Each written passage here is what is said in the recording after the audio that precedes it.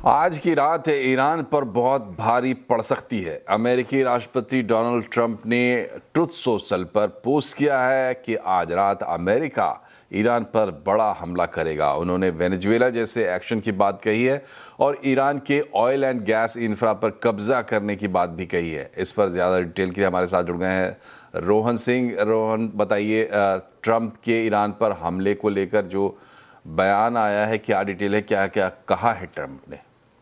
जी बिल्कुल, पिछले कुछ समय में हमने देखा, पिछले कुछ घंटे में जिस तरह की स्थिति बन रही थी उससे ये और ज़्यादा स्थिति खराब होती जा रही है, क्योंकि ट्रंप ने जिस तरीके से ट्वीट किया है उसके बाद उन्होंने कहा है कि आज रात को जो है वो एक मैसिव हमला कर सकते हैं ईरान के इंफ्रास्ट्रक्चर पर। यह भी कहा है जिस तरीके से वेनेजुएला में तेल पे जिस तरह से कब्जा किया था उस तरह से ईरान में भी कर सकते हैं। तो स्थिति जो है खतरनाक बनी हुई है।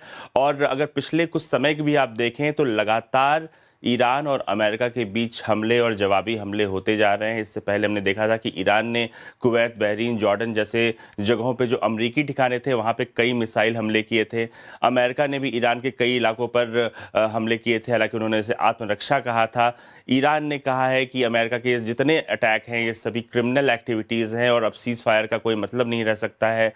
पूरा जो एयर स्पेस है वो दोबारा से बंद हो चुका है। ईरान ने यह भी कहा कि स्ट्रेट ऑफ हॉर्मुज से जो भी जहाज अभी गुजरेगा उस पर अटैक किया जाएगा। तो स्थिति बहुत ज़्यादा खतरनाक बनी हुई है। अमेरिका ने एक कार्गो बोट पे भी हमला किया था जो कि 150 टन का कार्गो लेके जा रहा था। उसमें किसी तरह से जो 5 क्रू मेंबर्स थे उनको बचाया गया। और जिस तरीके से ट्रंप की यह धमकी आई है आज, अगले कुछ घंटे बहुत ज़्यादा इंपॉर्टेंट होने वाले हैं इस पूरे वेस्ट एशिया क्षेत्र के लिए।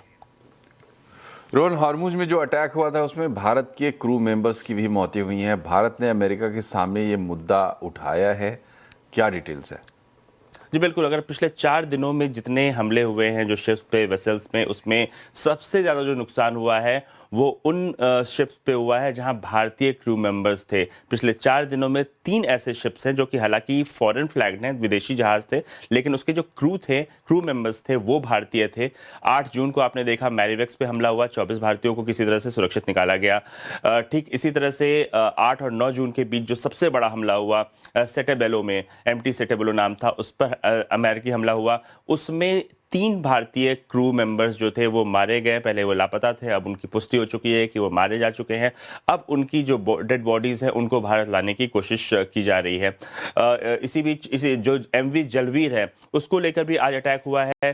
उसमें भी 20 भारतीय क्रू मेंबर्स थे, तो उनको भी सेफली वापस लाने की कोशिश की जा रही है।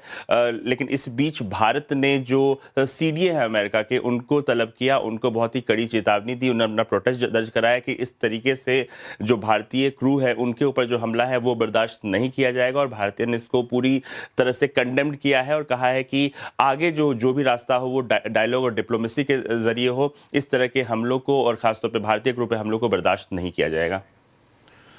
बहुत बहुत शुक्रिया रोहन। बढ़ते हैं आगे और स्ट्रेट ऑफ हॉर्मुज में हुए 3 जहाज़ों पर हमले पर विदेश मंत्रालय के प्रवक्ता रणधीर जायसवाल ने क्या कहा है, आइए आपको सुनाते हैं।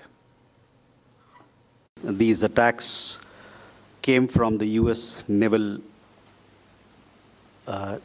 Navy that is stationed there. The 3 ships that have been involved in the incidents are foreign flagged.